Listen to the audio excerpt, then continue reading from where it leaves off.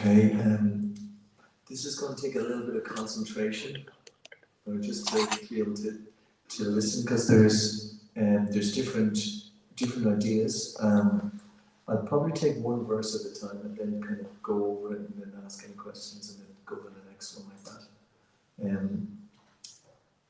This one here is quite interesting because the whole kind of philosophy is there in Krishna consciousness in some of these verses. So where is this strange way? Dukesha vigna manaha sukhesha vigataspa vitaraga bhaya krodha stitidir muni uchite. One who is not disturbed in mind, even amidst the threefold miseries, or elated when there is happiness, and who is free from attachment, fear, and anger, is called a sage of steady mind. Purport. The word muni means one who can agitate his mind in various ways for mental speculation, without coming to a factual conclusion. It is said that every muni has a different angle of vision, and unless a muni differs from other munis, he cannot be called a muni in the strict sense of the term. Nasa vrishya yasar matam nabinam. But a Stitidir Muni, as mentioned herein by the Lord, is different from an ordinary Muni. The Stitidir Muni is always in Krishna consciousness, for he has exhausted all his business of creative speculation. He is called Prashanta Nihesha Manorathan Taram, or one who has surpassed the stage of mental speculation, and who has come to the conclusion that Lord Sri Krishna, or Vasudeva, is everything. Vasudeva Sarvamiti Asamahatma Sadhurava. He is called a Muni fixed in mind. Such a fully Krishna conscious person is not at all disturbed by the onslaughts of the threefold miseries, for he accepts all miseries as the mercy of the Lord, thinking himself only worthy of more trouble due to his past misdeeds. And he sees that his miseries by the grace of the Lord are minimized to the lowest. Similarly, when he is happy, he gives credit to the Lord, thinking himself unworthy of the happiness. He realizes that it is due only to the Lord's grace that he is in such a comfortable condition and able to render better service to the Lord. And for the service of the Lord, he is always daring and active and is not influenced by attachment or aversion. Attachment means accepting things for one's own sense gratification, and detachment is the absence of such sensual attachment. But one fixed in Krishna consciousness has neither attachment nor detachment, because his life is dedicated to the service of the Lord. Consequently, he is not at all angry, even when his attempts are unsuccessful. Success or no success, a Krishna conscious person is always steady in his determination, in his or her determination. I'll get on to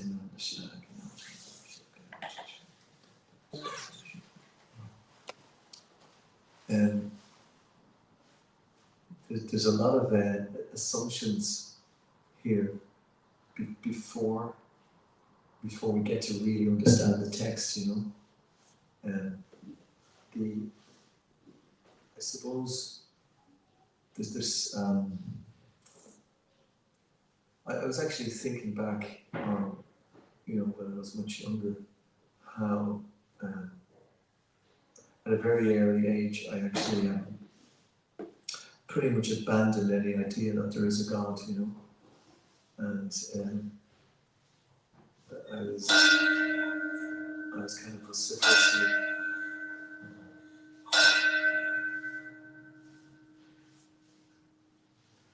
of vociferously anti that there is a God, and funny, it's only kind of lately that I actually realize that I understand. It's only lately that I realize that that's generally the situation for most people. Even for people who seemingly believe, because there's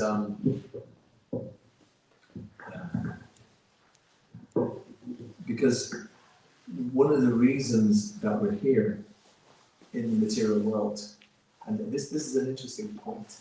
One of the reasons that we're here is that we don't want there to be somebody better than us. Which is kind of, you might think, I'm not that bad, I know there's plenty of people better than me. And but ultimately, when it comes down to it, in our consciousness, there's a sense of I've got this sense here that I exist. And that's about all I have. You know, I can kind of deduce that other people exist as well, and I can talk to people. So, but I kind of assume that they're thinking like me. And so, most spiritual systems, they explain that there's somebody else there too. And we have our cognition because it's given to us, you know, because we didn't kind of go and suddenly get, I didn't get this body, I didn't get this air, I didn't get this eyeball which is seeing things, you know, I didn't get this arms to, you know, I somehow or other, I'm possessing them, but I mean, I don't know where they came from, you know, they're here, I'm very happy to have them, but, and most people, when they see that there's something there in such an orderly fashion, and in such a complex fashion in that sense, they accept that there is probably somebody who's greater than me, you know, and that really cuts right through the majority of education, I think, since about the 14th, 15th century. Up until that point, it was a God-centered kind of understanding from people. And then the Enlightenment occurred, or the Renaissance, which is the returning to the Greek and Roman civilizations. This was in the West anyway. In India, it was going on in a totally different way. But the Renaissance was that they rediscovered some of the ancient Greek and Roman philosophy and texts and so on. And there was a much greater sense of philosophy in them than had hitherto been understood. And then eventually that led to Enlightenment and then science and then Darwin's theory and then Freud and, you know, a whole big series of, no, actually, we know what's going on, we're in control of this thing, and science and Newton and, you know, all of these so-called, you know, these scientists. And then they basically started to take over that position of being the, you know, the persons in control, the persons who know things, and we can tell you what's happening. We've created the you know, planes, you can go around the world, so you can say thank you to us for that. We've got, you know, all this communication, you know, all of these different things that inverted commas science can give us. And then people didn't believe in God and don't believe in God because of that, because they think that no, we have come from chance, out of, you know, out from nowhere almost, you could say, or in some philosophies we come from nothingness. But it is just, there is only matter, and matter is just continually evolving, and then somehow or other this consciousness comes about from that. That's pretty much a lot of what people kind of think today, you know, or else they don't think about it at all. They just enjoy matter, or so-called enjoy matter. But from the Krishna consciousness point of view, the world has a purpose, a very clear purpose, and it's coming from the person who has made it. And the purpose is to perform, not just to try to be happy in this world, but to perform what's called tapodivyam, which is divine austerity. And that is that we understand that this world is temporary, and there is very little enjoyment here, that we are eternal in this scenario, and that our goal is to is to get back to that consciousness that we are eternal. And because we are covered over by matter, like unbelievable system that Krishna has set up, that God has set up, that we're kind of so covered over that we, number one, we don't even think there's a God. Number two is that we don't realize why we are here and how we are here. We just think we're here. And but if we can get the knowledge by which that type of nescience is destroyed, then that knowledge brightens up everything, just like the sun lightens up everything in the daytime. That's what this knowledge is like. Like, for instance, nobody can go out now and tell the sun to rise and say, I want that sun. Where is it? Where is it? I can't do it, you know. So transcendental knowledge is a little like that, you know. It's that, you know, the transcendental knowledge is there. We can actually see in the sun, you know. It's possible to see. So we can see all these things clearly, but one whose eyes are trained in knowledge can see all this. You know, our eyes need to be trained to be able to see it. So that's what the Bhagavad Gita is doing, is allowing us to see our eternal nature. And the more that we can practice Bhagavad Gita, what's spoken in there, the more we will become accustomed to understand what is actually going on here in this world, why we're here, who we are, and all of that. So there's some of the assumptions that are there before this text, you know, and that's why it says that Krishna is everything. Some persons might say, what do you mean Krishna is everything? I'm something as well, and there's lots of other things that isn't Krishna. But behind everything is the supreme source of everything. And the supreme actually gives knowledge of all of this. And here, there's a very interesting part here. It says that, and this is one of the things which we try to understand, is that we're steady both in happiness and distress. You know, this is called yoga. You know, you could call it yoga. Even-mindedness amidst happiness and distress, fame or infamy, honor or dishonor. And what's talked about here is attachment and detachment. I mean, I don't know if anyone has their favorite food. You know, sometimes when I'm down in the restaurant there and I see these wonderful cakes that are made, I just, my mind starts, what's on there today? I wonder what that tastes like. So, you know, actually being able to control the mind, control the senses, that's the attachment side of it. Detachment says, I'm not going to look at those cakes. I'm just not going to look at them at all. You know, I don't need those cakes. I'm completely, you know. It's kind of like a kind of slightly artificial way, even though you're attracted to the cakes, you're kind of, that's kind of like detachment. But Krishna consciousness is like a synthesis. That's like a, what do you call that?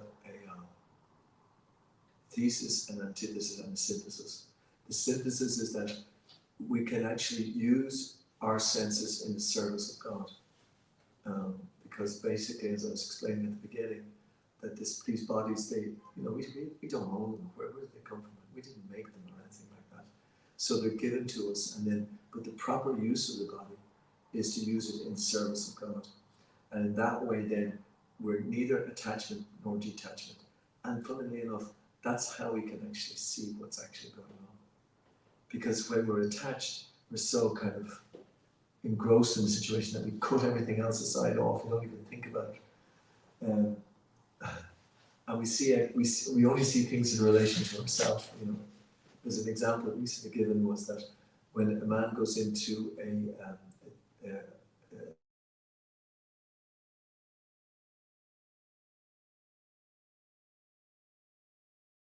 because he's kind of doesn't have an interest in them. He doesn't even see them. He might just walk through and walk to the next shop and not even looked.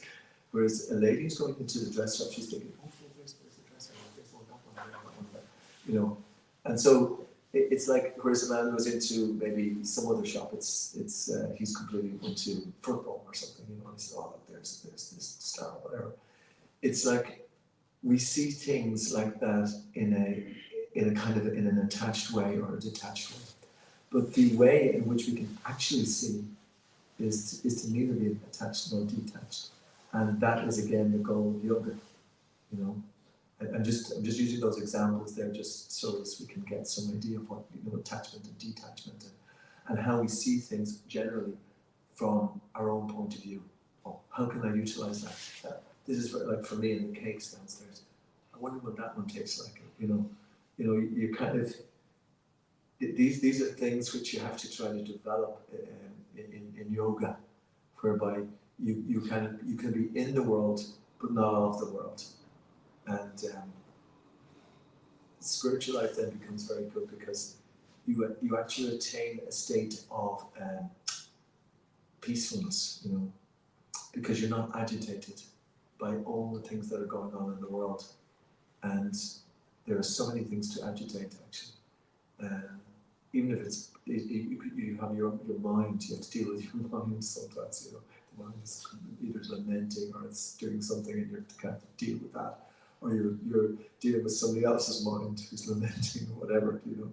There's all this kind of things that are going on that we can achieve a sense of peace from beyond of those things, and that's where the happiness comes from.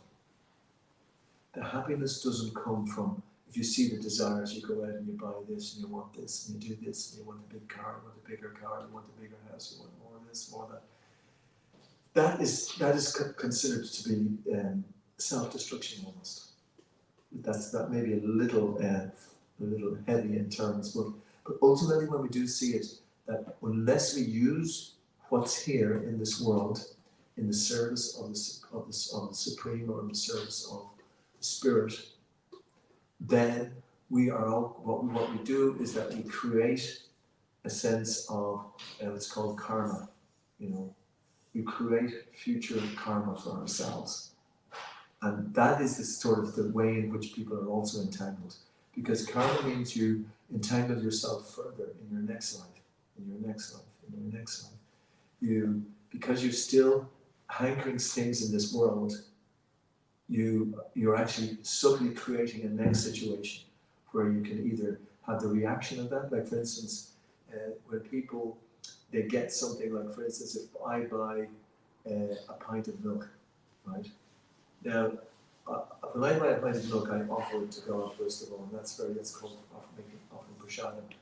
But if somebody in general, if they take the milk, then they've taken from the cow, and the cow has been probably, the young of the cow has been taken away from the cow, and therefore the young is often killed at that point. So you're getting that milk, means that you're taking some karma for that killing that's gone on. So you're going to have to subsequently you're going to have a reaction for that. It's that, and like what I'm saying to you is that the eyeball, you can see how complex it is. If somebody came and told you many cells are in your eyeball, that can suddenly see all of this that's going on and can compute it back to your head, that you actually can make sense of it all. It's such an incredible, complex operation. So the whole laws of karma are equally complex. So Krishna consciousness, or being aware of Krishna, means you're trying to act in a karma-free way while in this life. And that's what the training is, that you're not creating future entanglement. And you learn how to do that, all the techniques, the spiritual techniques. And this is what Prabhupada is talking in this verse here. I'll just make one final reference to it, and that is that, and this is the mood of somebody who's detached, that when something negative happens to him or her, we feel that, well, this is my karma, this is great, and I'm actually using up my karma, you know. And it's not saying, why did you do this, God? You know, I'm a good guy, I'm meant to get things nicely. Why are you doing this, you know? Or, you know, not even making any sense why things are happening. You're just cursing, yeah, blah, blah, blah, blah. Why did this happen? You know? And then when something good happens to the person, they think, well, I don't actually deserve this because I'm actually, from my previous lifetime, I've been so inimical and forgetful of God, so I don't deserve it, really, these good things to happen. But still, you know, I recognize them as a gift from God, so therefore, thank you for that. So the gratitude comes in. So these are just the symptoms of a person who's transcendental. And this is an answer to Arjuna's question. He asks Krishna, by what is one known who is above the modes of nature? How does he sit? How does he walk? How does he talk? So Krishna is starting to explain to him that the type of person is called the Shtitati Muni. I think you heard that in the text. So, is there any comments? Anyone would like to ask any questions on that so far? It's kind of like an open discussion, so don't mind if I'm not going to bite anybody if they say anything. Sometimes it's nice to discuss things because it just clarifies things for all of us.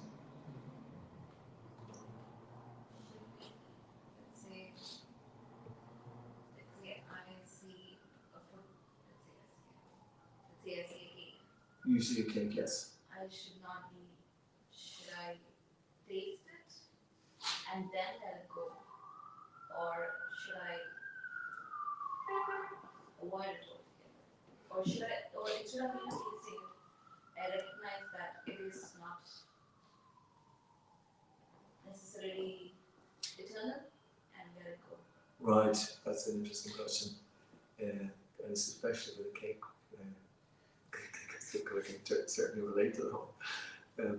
So when you see something and your senses are immediately attracted to it, and the answer I would say is that you see it and you know, if you're attracted to it, you can just let it pass. You know, there's an amazing verse in 270 in the Bhagavad Gita, which is Puriyamana Machana Patishtam Samudrama Pavishanti Yadvat Shashantam sorry, I'm just going to Sadvat Kamanyam Pavishanti Shabe Shashantis Abnoti Nakamakami.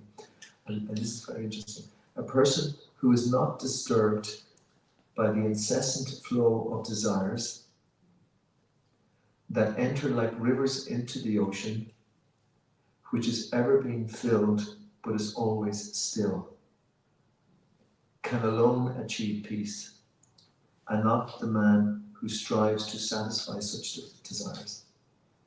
So it's definitely more the previous one that you know, that somebody comes, yeah, okay, so big deal. You know, you don't make a big deal about it, but you kind of let it, the desires come and then they'll just go again. Yeah. In terms of life actions, let's say at the age of 23, I recognize Krishna conscience and I go into meditation and I let go of all and I let go of all actions. I don't pursue my studies further, I don't get a job, I don't contribute to charity, or I don't contribute to the world in any way. I just do my meditation and I'm separated from the world. Would that be right? And okay, so say as a young person you hear about Krishna consciousness and you just, you know, you remove yourself from the world and just, you know, don't become part of anything but just do your meditation. The first thing is that nobody can do that anyway. Do you know? They don't have the ability because, and this is very interesting, because, you know, from a previous karma, all these desires are going to come up, you know, and you're just sitting meditating, and then suddenly this cake, you start thinking about this cake, you know, and from your previous life, and I'm just using that as an example, but so many other things, so that, you know, you won't be able to stay still anyway. I mean, that was possible maybe hundreds of years ago for a few yogis, for instance. But that was one of the things that I really liked about Krishna consciousness, actually, when I heard about it first, is because it is practical action in the foreground of spiritual life. You know, you can do things like at the moment where there's a lot of us we're trying to get together to try to get build some land outside Dublin so that we can, you know, start to demonstrate some Krishna conscious activities like protection of the cows or growing and then building a temple and so on. So that's for me that's very exciting, you know, because you know, and a lot of people are like that because we want to do something for Krishna.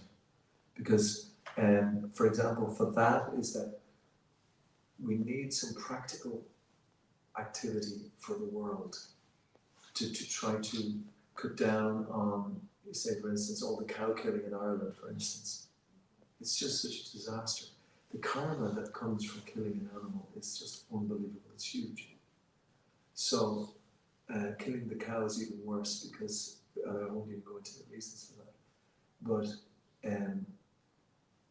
if we can practically make some sort of demonstration of protecting cows, and then we can speak to people about it, then that could have an effect on some people, and then gradually try to change society that way. So Krishna consciousness is putting God back in the center, basically. And there is powerful, it's a powerful philosophy and way of life that people can actually live very peacefully in this world, but at the same time cultivate their knowledge to go back to the spiritual world, which is where we belong.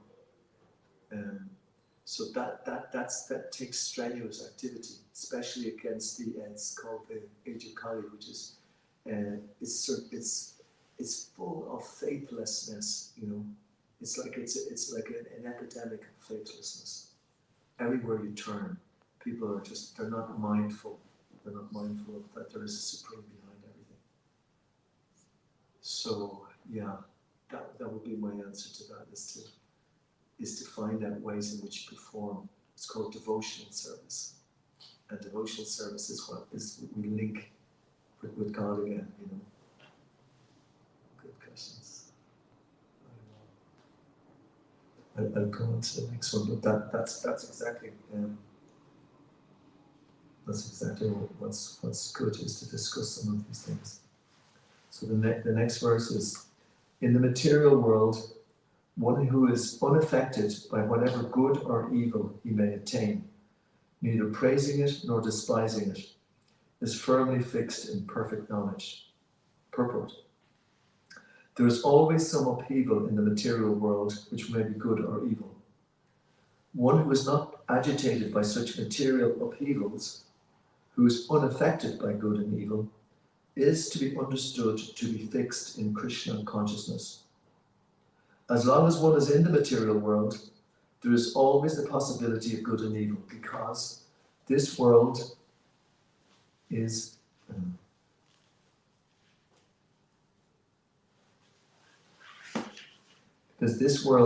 full of duality. But one who is fixed in Krishna consciousness is not affected by good or evil, because he is simply concerned with Krishna, who is all good, absolute. Such consciousness in Krishna situates one in the perfect transcendental position, technically called samadhi. And I'm going to go to the next one. One who is able to withdraw his senses from sense objects, as the tortoise draws its limbs within the shell, is firmly fixed in perfect consciousness. The test of a yogi, devotee, or self-realized soul is that he is able to control the senses according to his plan. Most people, however, are servants of the senses and are thus directed by the dictation of the senses. That is the answer to the question as to how the yogi is situated. The senses are compared to venomous serpents. They want to act very loosely and without restriction.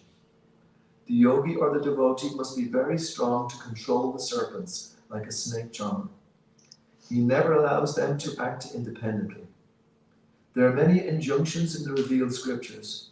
Some of them are do-nots and some of them are do's. Unless one is able to follow the do's and the do-nots, restricting oneself from sense enjoyment is not possible to be firmly fixed in Krishna consciousness. The best example set herein is the tortoise. The tortoise can at any moment wind up its senses and exhibit them again at any time for particular purposes. Similarly, the senses of the Krishna conscious persons are used only for some particular purpose in the service of the Lord and are withdrawn otherwise. Arjuna is being taught here to use his senses for the service of the Lord instead of for his own satisfaction. Keeping the senses always in the service of the Lord is the example set by the analogy of the tortoise who keeps the senses within. So, any comments on that?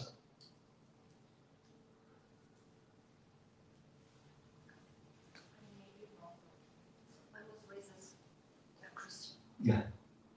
So when you said that God is good or positive, I smiled a bit because even now, if I do something slightly bad, I'm scared of God's punishment. Yeah. You know. So I don't know. For example, I turn my back at the God and I'm like, sorry. Yeah. So I try to. I have this fear. Yes. Is inbuilt in me since I was Yeah. a kid. Right.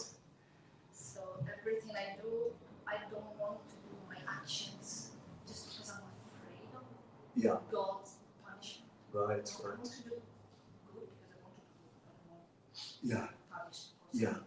No, Yeah. so I'm not sure if it's related to that or if I'm just. Oh, I see. Yeah. Interesting. That's quite fascinating, actually. And because sometimes people say, I don't want any guilt anymore. I want to be guilt-free. I want to do what I want. I want, and that is basically the mentality from the Western world, we could say. I just want to do everything I want. I don't want any restrictions. But actually, we are restricted by birth, by death, by disease, and old age. These are real restrictions. So it's very interesting. It's how you see it. Actually, is the thing. God actually loves everybody, and He wants them to go back to the spiritual world. That's the thing. So He set up the system here very clearly, just like everything is so incredibly systematized, you could say, so that we can all go back.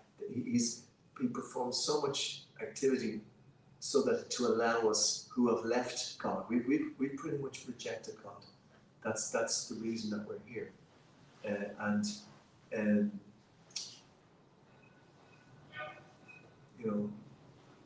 but He has set up a system here whereby we can, if we act in a certain way, we can go back to the spiritual world. So therefore, He doesn't want us not to go back to the spiritual world. And so the system that's set up is that if we break the laws, there's going to be some punishment, basically. And the punishment is not there for the good citizen, shall we say, but it's there for somebody who breaks the laws, And it's there so that we can redirect back into the system itself. And so it's fair. If we allowed it on the street there, everybody to just go and murder everybody, because if people felt like, oh yeah, it's fine, you just murder, that's no problem, there would be just a total state of chaos.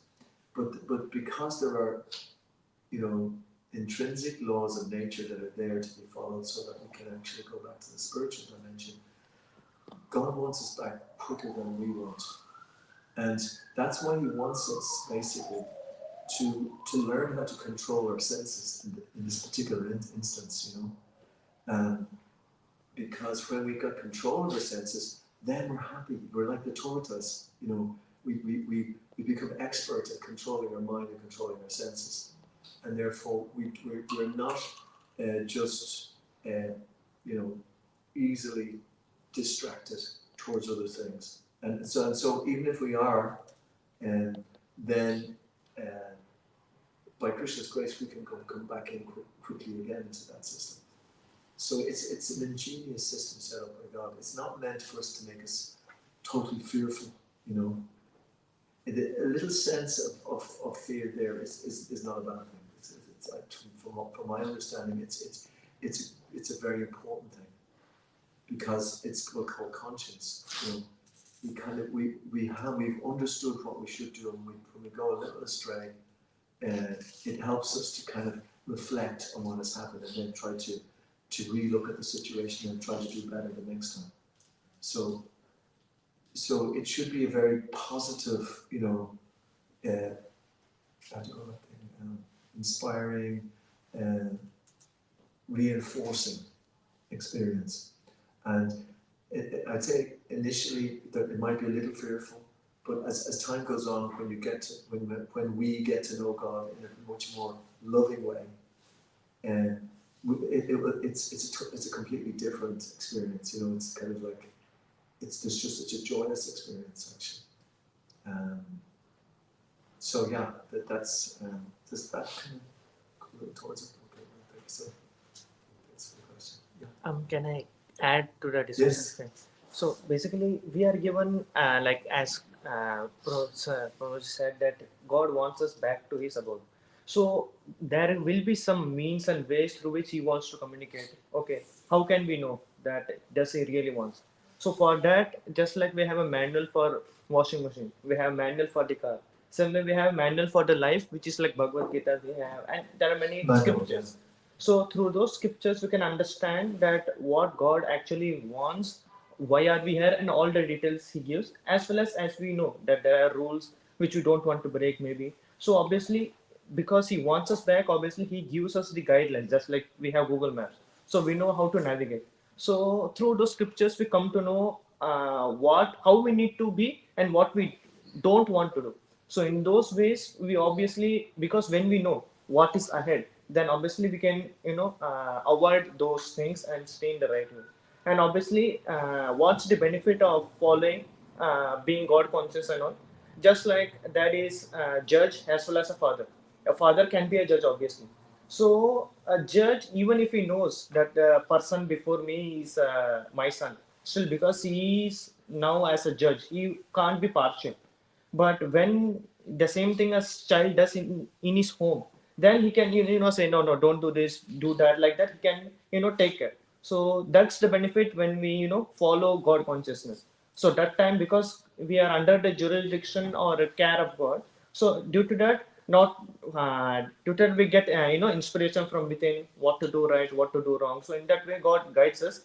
But because when we are not connected to God, what happens? Obviously, then we need to learn through karma. Like some people said, some can learn through instructions, some can learn through seeing, but some has to learn through experience. So that's why it's important to get connected to scriptures. Hope it was useful. Yeah, it's different ways people learn. That's quite interesting, yeah. Is there any other question? Anyone asking? I'll go on to the next one. There's two more. 59. Though the embodied soul may be restored. Oh yeah, this is my. Actually, I think it's my favorite verse in the Bhagavad Gita.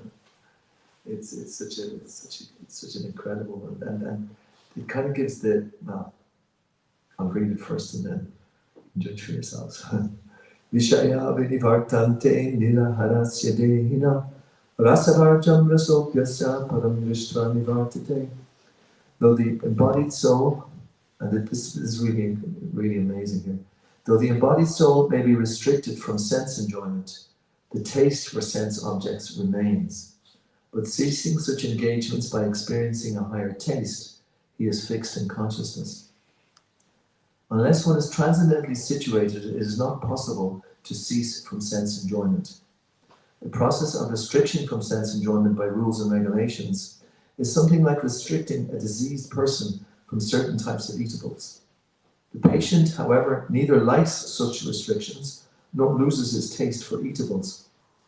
Similarly, sense restriction by some spiritual process like Ashtanga Yoga in the matter of yama, niyama, asana, pranayama, pratyahara, dharana, and dhyana, etc., is recommended for less intelligent persons who have no better knowledge.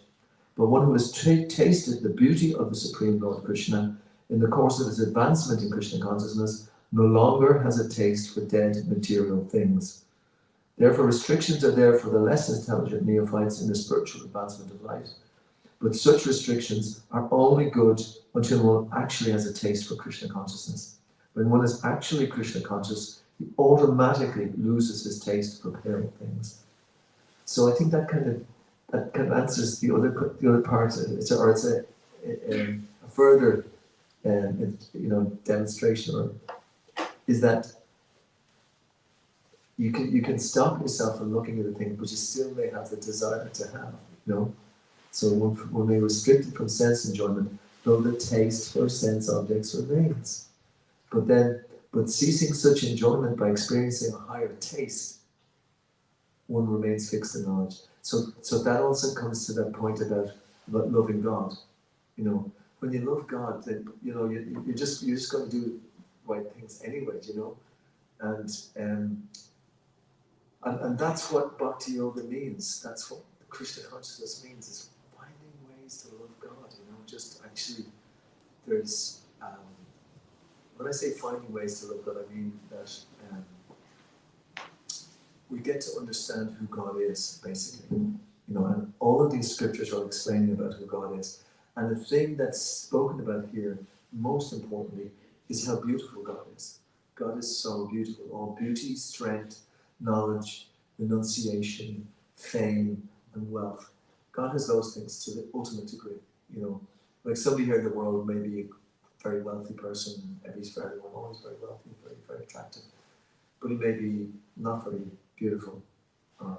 And so it may be very beautiful, but not be very wealthy. You know, all of these things to the maximum degree are going to be there.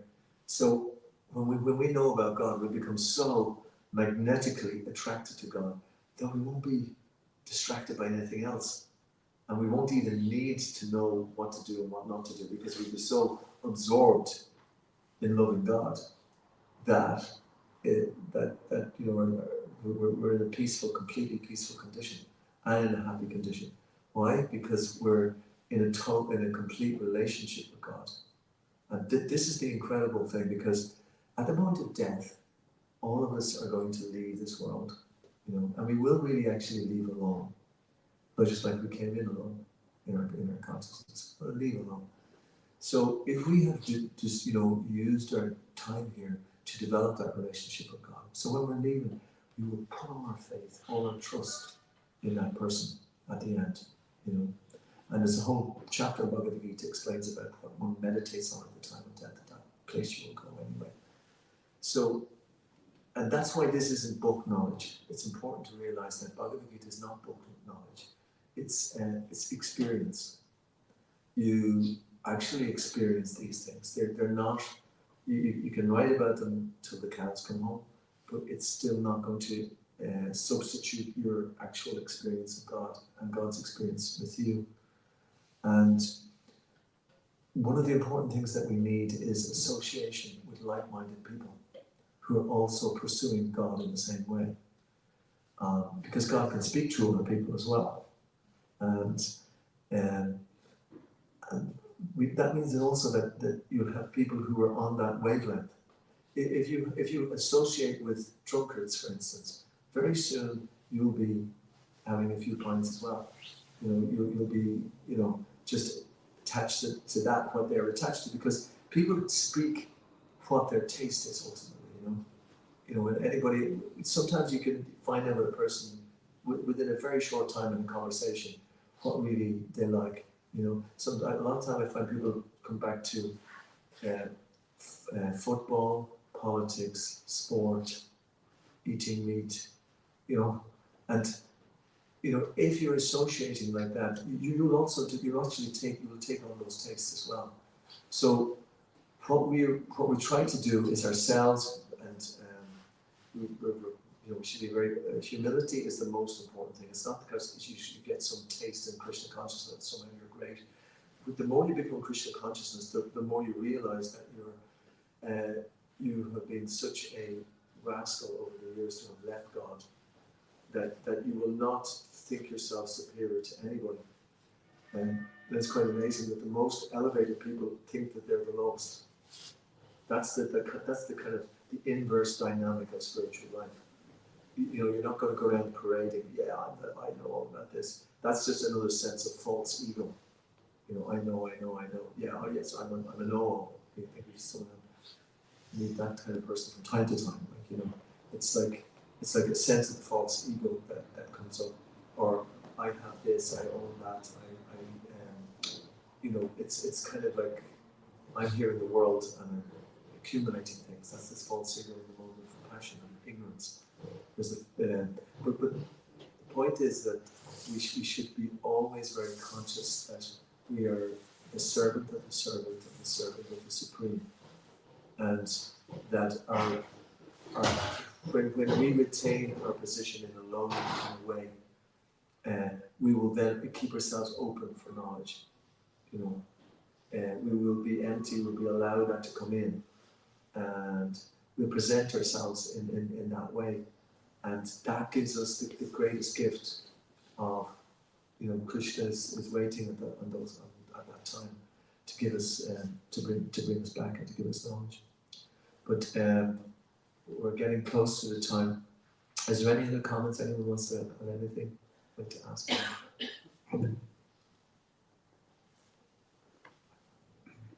I'll just read this. Prabhupada talks about this.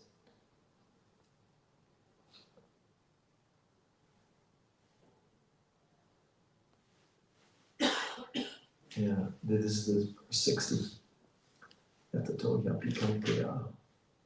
The senses are so strong and impetuous, O Arjuna, that they forcibly carry away the mind, even of a man of discrimination who is endeavoring to control them. There are many learned sages, philosophers, and transcendentalists who try to conquer the senses, but in spite of their endeavors, even the greatest of them sometimes fall victim to material sense enjoyment due to the agitated mind. Even Vishwamitra, a great saint and perfect yogi, was led by Menaka into sex enjoyment, although the yogi was endeavoring for sense control with severe types of penance and yoga practice. And of course, there are so many similar instances in the history of the world. Therefore, it is very difficult to control the mind and senses without being fully Krishna conscious. Without engaging the mind in Krishna, one cannot cease such material engagements. A practical example is given by Yamunacharya, a great saint and devotee, who says, "Since my mind has been engaged in the service of the lotus feet of the Lord Krishna, and I've been enjoying an ever new transcendental humor, whenever I think of sex life, my face at once turns from it, and I spit at the thought." Krishna consciousness is such a transcendently nice thing that automatically material enjoyment becomes distasteful. It is as if a hungry man has satisfied his hunger by a sufficient quantity of nutritious eatables. Maharaj Ambarish was also considered a great yogi. Durvasa Muni, simply because his mind was engaged, and conquered a great yogi, Durvasa Muni, simply because his mind was engaged in Krishna consciousness. Savai Mana Krishna Padara Vindaya Pavachamsi Vaikuntha Pranana Varana. So you cannot artificially give up the senses, you know. It's something you can't just do it because the taste for sense enjoyment still remains there, and it's there from many lifetimes, you could say. You know, you can't just give it up just like that. You know, you have to live with it as well. You know, and practice spiritual life, starting by chanting. And by hearing. Hearing is vital because we hear in the association of devotees, and then we discuss the philosophy that way as well, and we hear from the great saints in Prabhupada, you know, and he's speaking in the Parampara, and it allows us to actually go deeper and deeper into spiritual life and into the nature of the self or the soul. So if we have any opportunities to hear, that we should take them with both hands. You know, we should be so eager to hear more and more.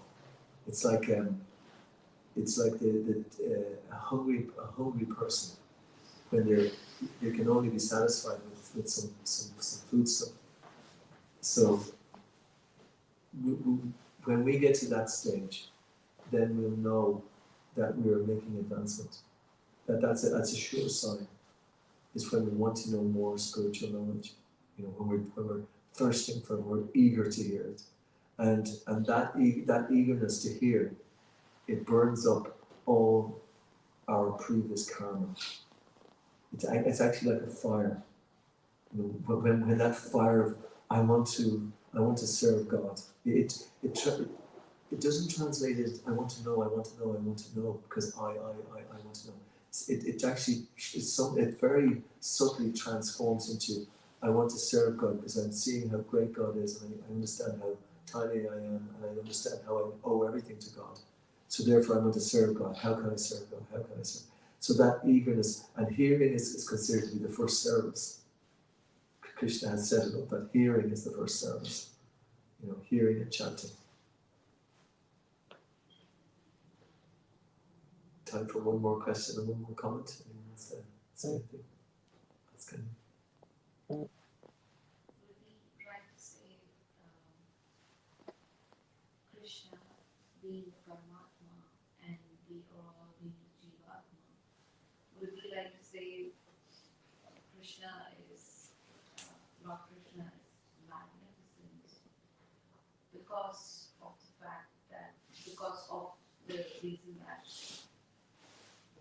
recognizes that we are all Jivatma and we are all living our lives, striving through karma, through hearing and through practicing, we are all moving towards like enlightenment. Is it because of the fact that he will take us all in to be karma. He is so kind that he will accept and envelop everybody, everyone. Yeah, that's a wonderful meditation actually. Yeah, the more that we can kind of meditate on the greatness of the Supreme, and the Supreme is in every atom, and and how merciful the Supreme is. That's what Krishna consciousness is. That's devotional service, meditating on the greatness of the Supreme, because it's not just good to know how it says that God is great, but it's to know how great God is. Great, that's a wonderful morning. Hare Krishna. Okay, so we go into the next part of the program, which is some chanting. So, thank you everybody for coming. I hope you enjoy the chanting now. We different people coming in, and we're going to start Kirtan. So I'll start off with a little prayer. So everybody can join in if they like.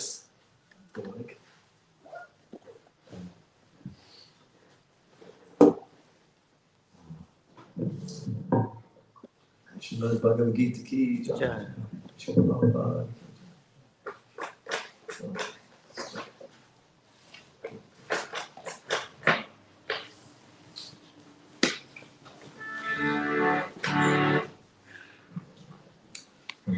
Vishnu Vishnu Shivaya Bhaktivedanta Swami Namaste Saraswati Devi Bhagavad Gita Nirvishesha Samyavali Paschata Devashatari Jai Shri Krishna Chaitanya Prabhu Nityananda Shri Advaita Gadadhar Shri Vasari Gaura Bhaktivedanta Hare Krishna Krishna Krishna Hare Hare Hare Rama Rama Rama Hare Hare.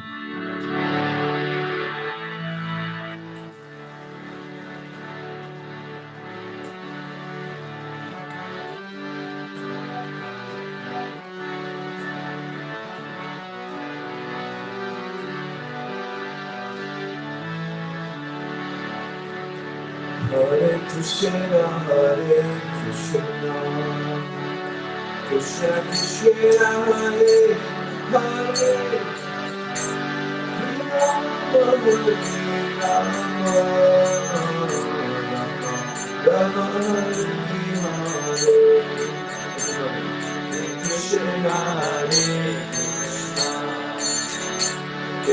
Krishna Hare Krishna, Hare Hare.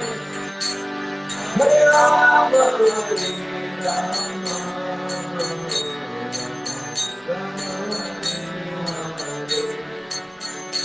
Hare Krishna, Krishna Krishna, Hare Hare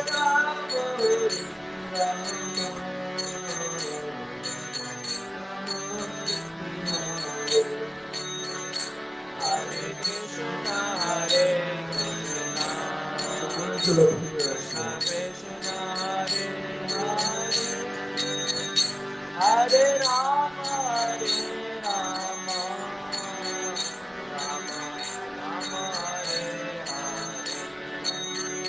Hare Krishna, Hare Krishna, Krishna Krishna, Hare Rama, Hare Rama, Rama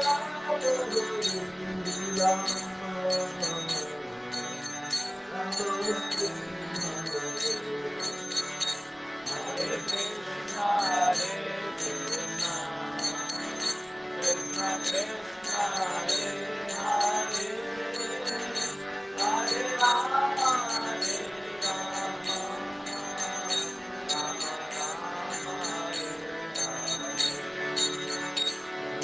Krishna, Hare Krishna,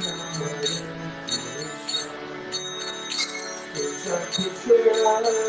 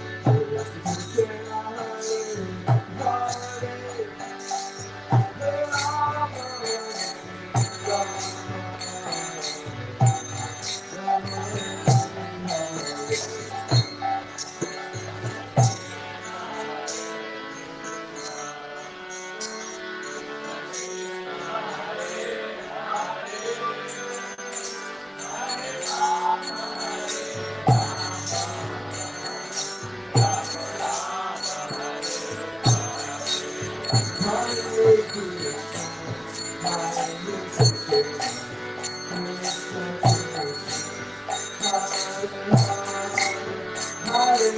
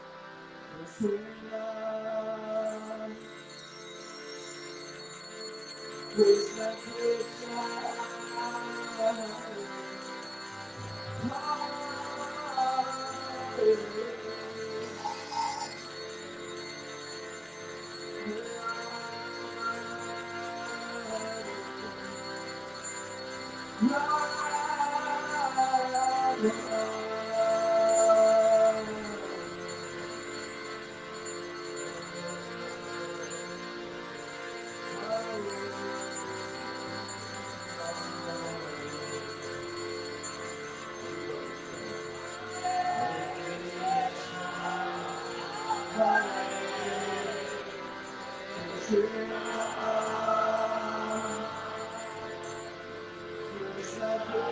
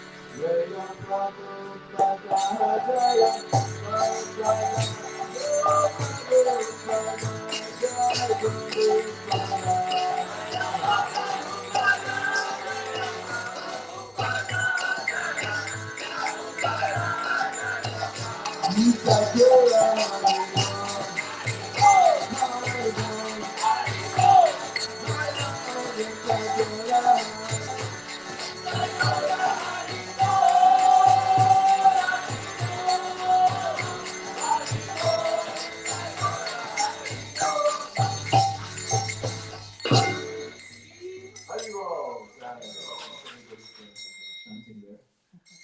Nice bit of energy going. Yeah, the chanting is to try to connect. Chanting means to connect with the source of everything.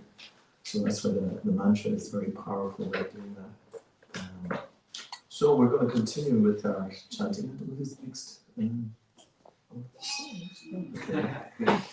Competition. No, Okay, you what's go next the and then bottom? I'll go after.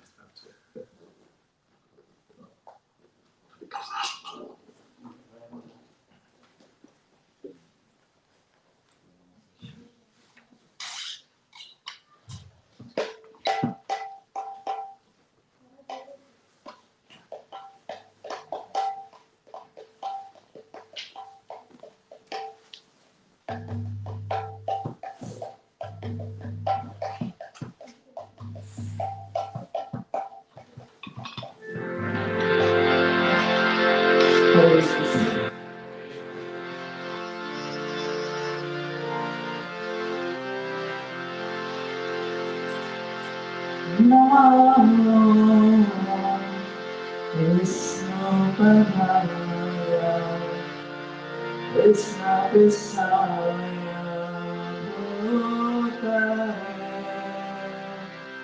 Srimate Bhakti Vedanta Swami Nityanamine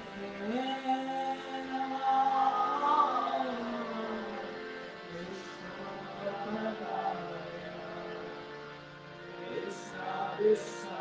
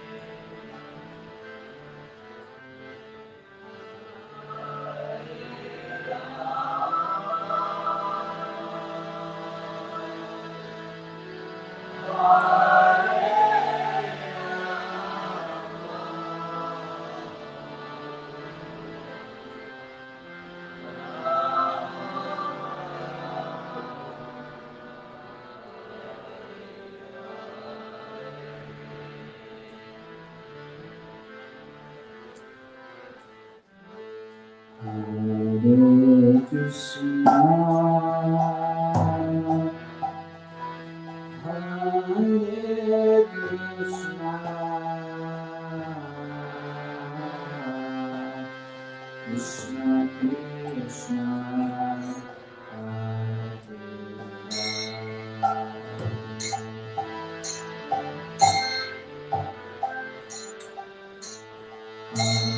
Hare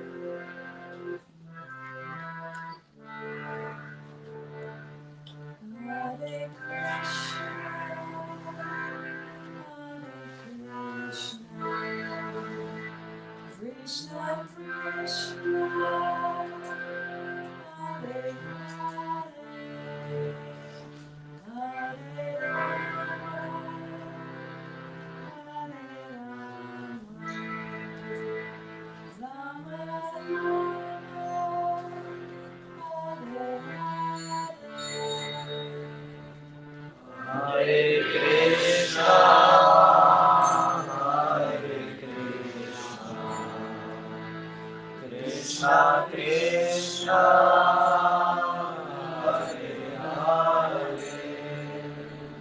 Hare Rama,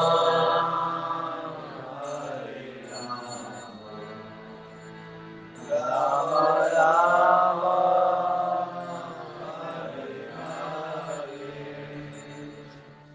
Hare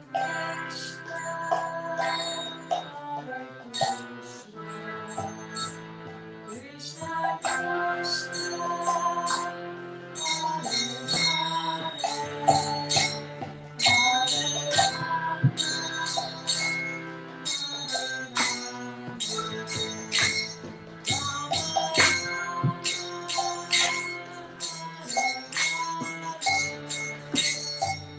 Hare Krishna,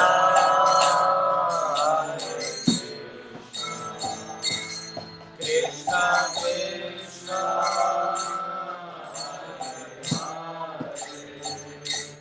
Hare Rama,